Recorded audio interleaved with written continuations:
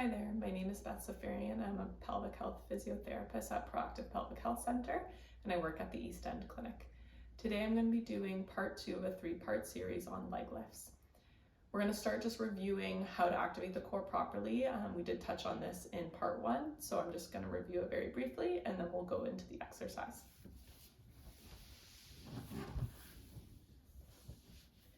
Okay, so first things first, we're going to take an inhale to activate our diaphragm, relax the pelvic floor, relax the abdominals.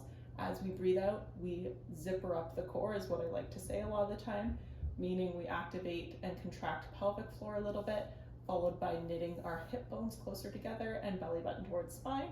As mentioned in the previous video, fingertips on the inside of hip bones is a great feedback tool to know that you're engaging properly. So we're going to inhale first, exhale, engage the zipper. Okay, everything's activated. We're going to bring both legs up into tabletop. One leg's going to be lengthened. And what we're going to do is inhale to drop the lengthened leg down. Exhale up.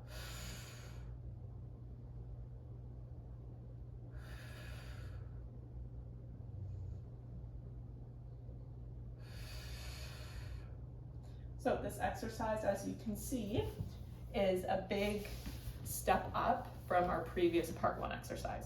So this wouldn't be something that most people are ready to do, in the early postpartum period. In the first 6 to 8 weeks postpartum, this likely would be a little bit challenging for most people, depending on their activity level. This would be something a little closer to the 12-week postpartum mark, once you've done some good rebuilding from there. Similarly with a post-op recovery too. Like I mentioned in the previous video, the lengthening of the leg, so dropping the leg down, is the most difficult part.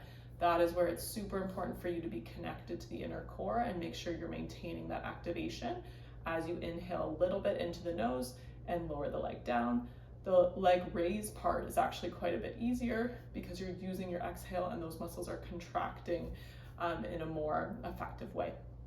So that was part 2. Stay tuned for part 3. Thanks for listening.